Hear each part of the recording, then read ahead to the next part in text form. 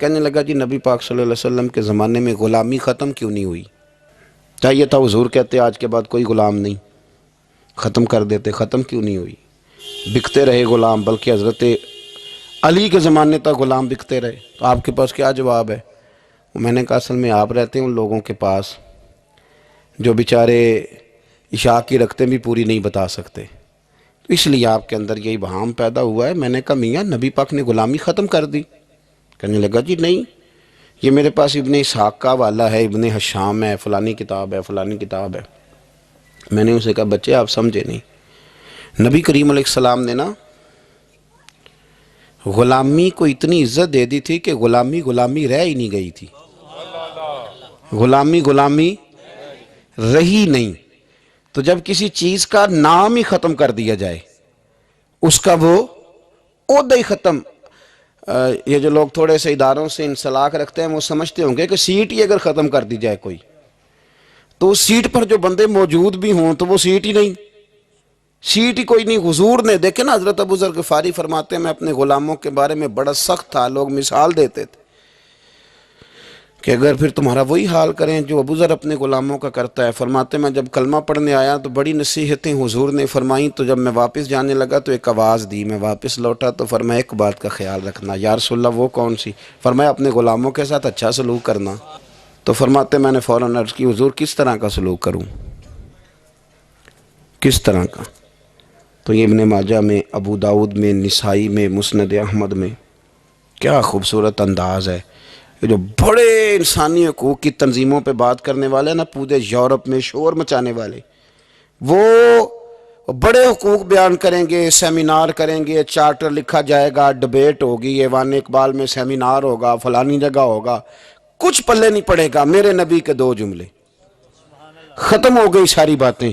رسول کریم علیہ السلام نے فرمایا جس طرح کا خود کھانا اس طرح کا غلاموں کو کھلانا، جس طرح کا خود پہننا اس طرح کا غلاموں کو پہنانا۔ ختم ہو گئی بات۔ او یار تھوڑا سوچے، میں نے بات کر دی، آپ نے سن لی، ذرا غور کرے۔ جس طرح کا خود کھانا، بلاؤ نا وہ حاجی صاحب جڑے بڑے نیک نے، جن دے کپڑے آپ پاندے نا ملازم بھی انج دے ہی پاندا ہے۔ بلاؤ نا وہ سیٹ جو بڑی تقریریں کرتا ہے غریبوں کے حق میں، جس طرح کا خود کھاتا ہے غلام بھی اسی طرح کا کھاتا ہے۔ لیکن وہ عمل کرنے والے لوگ تھے، انہوں نے پھر عمل کر کے دکھایا۔ مولا علی شیر خدا کرم اللہ تعالی وجہ الکریم۔ ایک بات اور کر دوں، چلو آ گئی۔ حضرت علی کا ماننے والا جب مجھے جاہل ملتا ہے نا کوئی، کہتا میں حضرت علی کا ماننے والا ہوں، تو میں انہوں کہنا تیری مہربانی کسی درس گاہ داخل ہو جا۔ اتنے بڑے عالم کا ماننے والا اور تیرا حال کیا ہے؟ دیکھیں نا، میں کہوں او استاد جی کا شاگرد ہوں، تو بندے کہیں گے تیریاں گلہ تے نہیں پہ دس دیا۔ تھوڑی مہربانی کریں، جس سے کائنات نے علم لیا اور زمانے نے فیض پایا، ماننے والا اس کا ہو اور اسے دعائے قنوت بھی نہ آتی ہو، تو یہ کیا تماشا ہے؟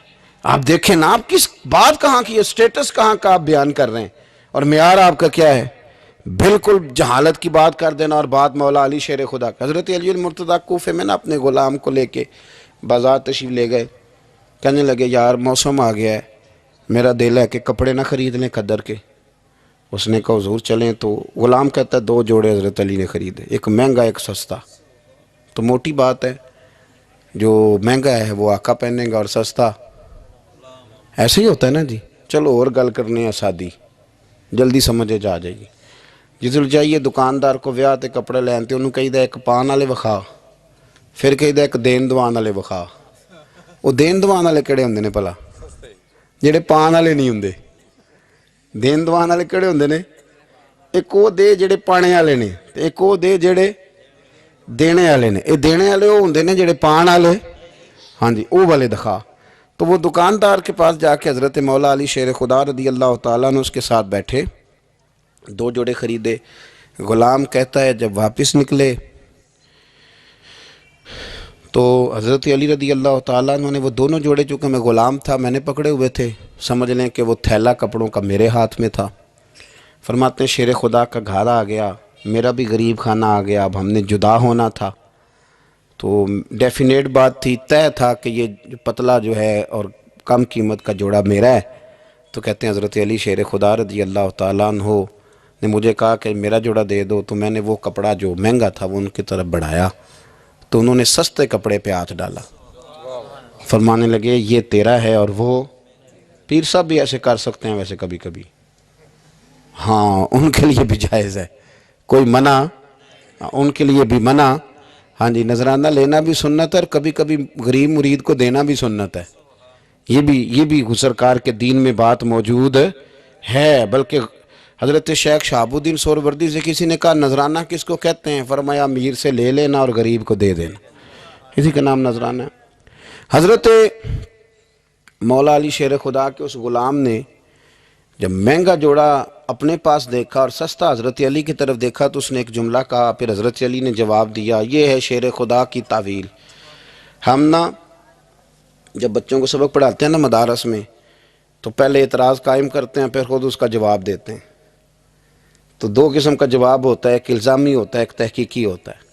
کئی دفعہ ہمارے بچے مطمئن نہیں ہوتے، وہ کہتے ہیں جی میں نہیں مطمئن ہوا، جواب دوبارہ دیں، لیکن حضرت علی تھے نا، غلام نے اعتراض قائم کیا، اس نے ایک جملہ کہا، کہنے لگا حضور یہ سستا جوڑا مجھے دے، مہنگا آپ نے۔ فرمایا کیوں؟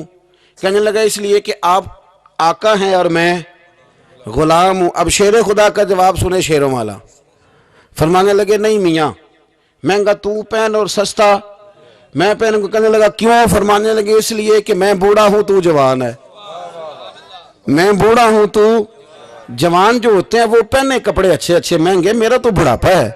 وہ شخص کہتا ہے کہ میرے پاس اس بات کا جواب ہی کوئی نہیں تھا، کوئی جواب، اتنی بڑی بات کر دی۔ فرمانے لگے یہ مہنگا ہے، یہ جوان کوئی آدمی پہنے، میں بوڑھا ہوں میں۔ تو دعوت دین فقط مقصد صوفیاء کا، آج بھی دین کے حوالے سے جو تشریحات، آج نہ لوگ دین کے خلاف نہیں بولتے، کوئی بندہ آپ کو ایسا نہیں ملے گا، کوئی بھی۔ آج کے دور میں جو فتنہ ہے وہ ہے دین کی غلط تشریح کا فتنہ، غلط تشریح۔ ٹی ویوں پہ لوگ بیٹھ گئے، وہ تشریحات غلط کر رہے ہیں۔ ہر بندہ کہے گا نبی پاک نے اپنے دشمنوں کو معاف کیا، آپ کہتے ہیں گستاخ کو پھانسی دینی ہے۔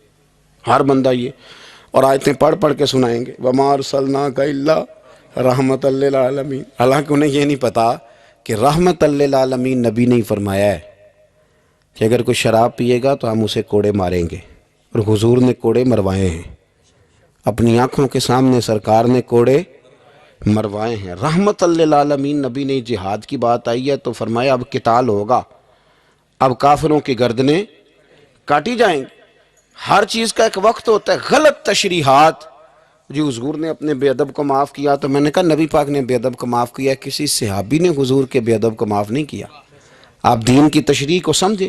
اسی طرح کا معاملہ اور بہت ساری چیزوں کے ساتھ ہے۔ وہ کہتے ہیں جی وضاحت کے ساتھ فلانی شے کا ذکر نہیں آیا لہذا ہم کریں گے۔ پردے کے ساتھ بڑی بری حالت کر دی گئی ہے، عورتوں کا پردہ بالکل لوگوں نے، اور یہاں تک لوگ کہتے ہیں کہ جی چہرے کا پردہ ہی نہیں، دین میں تو آنکھیں نیچی کرنے کا حکم ہے۔ تو میں نے کہا ٹھیک ہے آپ آنکھیں نیچی کر لیں، کچھ کریں تو صحیح نا۔ اور مختلف قسم کی غلط تشریحات ہیں، توضیحات ہیں۔ کہتے ہیں جی پیر صاحب سے پردے کی کوئی ضرورت نہیں، اس لیے کہ پیر باپ کی جگہ پہ ہوتا ہے۔ باپ تو نہیں نہ ہوتا، جگہ پہ ہوتا ہے نا۔ مومنوں کی مائیں، قرآن کہتا ہے کہ یہ مومنوں کی مائیں ہیں، لیکن مومنوں کی ماں کے پاس جب ان کا بیٹا حضرت عبداللہ ابن مکتوم نابینا آئے تھے تو حضور نے فرمایا تھا عائشہ پردہ کرو۔ حضرت کی حضور وہ تو نابینا، یہ رشتہ قرآن نے بیان کیا ہے، یہ تو نابینا ہے، تو فرمایا تمہیں تو نظر آ رہا ہے نا۔ تو اس دور کے اندر جو لوگ دین پہ لیبل لگا کے نا، ایک دین پہ لیبل لگا کے کہ نہیں جی ادھر بھی گنجائش ہے، یہاں بھی مسئلہ ہے، یہ اب اس دور کا فتنہ ہے۔ جدت کے ساتھ بڑے بڑے ایسے اسکالر باقاعدہ ٹی وی پہ بٹھائے گئے کہ جنہوں نے کہا کوئی ضرورت نہیں، آپ یہاں تک میں سنتا ہوں کہ ایک نہ ہوگے تو گزارا ہو جائے گا، یہاں تک بھی میں سنتا ہوں کہ یہ آپ غلط تشریحات کر رہے ہیں۔ اور میں کیسے اسکالر کو بھی جانتا ہوں جو کہتا ہے کہ بس ٹھیک ہے، نکاح جب کسی شخص نے کسی کو قبول کر لیا تو نکاح ہی نکاح ہے، ایجاب و قبول کا نام نکاح ہے۔ تو بڑے بڑے فتنے، بڑی بڑی آزمائشیں، اور وہ طبقات جو حاوی ہیں، جو پاورفل ہیں، جو مالدار ہیں، جن کا تسلط ہے، وہ دین کو غلط انداز میں پیش کرتے ہیں، آزاد رہنا چاہتے ہیں۔ میں بڑی دیر پہلے کا کہہ رہا ہوں، پھر کہتا ہوں، میرے ملک سے لے کر پورے عرب تک اب تو سعودی عرب کے اندر بھی عورتوں کو بڑی چھٹیاں مل گئی ہیں۔ وہ کہتے ہیں کہ ایک ہی بات ہے، ہمیں کوئی اعتراض نہیں، جس نے نماز پڑھنی ہے وہ نماز پڑھے، جس نے شراب کھانے جانا ہے وہ شراب کھانے جائے۔ یہاں تک کہ جب عورتیں نکلی تھیں یہاں ملک میں ریس لگانے کے لیے سائیکلوں پہ، تو اس وقت کے لبرل آدمی نے کہا تھا مولوی نہ دیکھیں، آنکھیں بند کر لیں۔ تو یہ فتنہ ہے اس دور کا، یہ اس دور کا مین مسئلہ ہے، لوگ آزاد ہونا چاہتے ہیں۔ آپ یقین کریں، ابھی لمبا نہیں وقت گزرا، یہ آپ جو سفید داڑھی والے بزرگ یہاں بیٹھے ہیں ان سے آپ پوچھ لیں کہ بہت شرم کی بات تھی کہ لڑکا یہ کہہ دیتا کہ شادی سے پہلے میں نے بیوی کو دیکھنا ہے۔ یہ خاصا حالانکہ جائز ہے، ایک نظر دیکھنا جائز ہے، اس پر بھی علماء نے قیود لکھی ہیں کہ دیکھے گا تو کیسے دیکھے گا، اس تشریح میں نہیں جاتا۔ لیکن اب وہی سارے لوگ، چار پیسے ان کے پاس آئے ہیں تو لڑکا لڑکی اکٹھے بیٹھ کے منگنی ہوتی ہے، ان کی میرج ہال میں سارا کچھ ہوتا ہے۔ ہندوؤں کے طریقوں کے مطابق انگوٹھیاں پہنائی جاتی ہیں، مہندیاں ہوتی ہیں، تماشے لگتے ہیں۔ یہ فتنہ ہے اس دور کا۔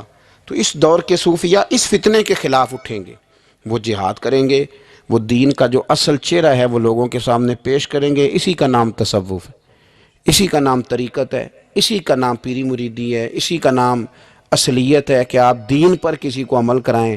اگر آپ دین پہ عمل نہیں کرا سکتے تو ٹھیک ہے، پھر جب میں نے یہ نعرہ لگایا کہ میں دیندار ہوں، تو ہو سکتا ہے میری میٹھی باتوں سے وقتی طور پر کچھ لوگ میرے جان سے بھی آ جائے، ہاتھ باندھ کے میرے پیچھے بھی چلنے لگیں، لیکن او پہ دس دیاں قبراں، 4 منٹ 4 دنوں کی بات ہے، پھر رب کریم پوچھ لے گا، پھر حساب بڑا لمبا ہے۔ تو اس لیے کوشش فرمائیں صوفیاء کے پیغام کو سمجھیں، دعوت دین دیں، جو آپ کا کلاس فیل ہے اس کو بھی دین کا پیغام دیں، جو ڈیوٹی آپ کے ساتھ کرتا ہے اسے بھی نماز کا درس دیں، ایک دوسرے کا بازو تھامیں۔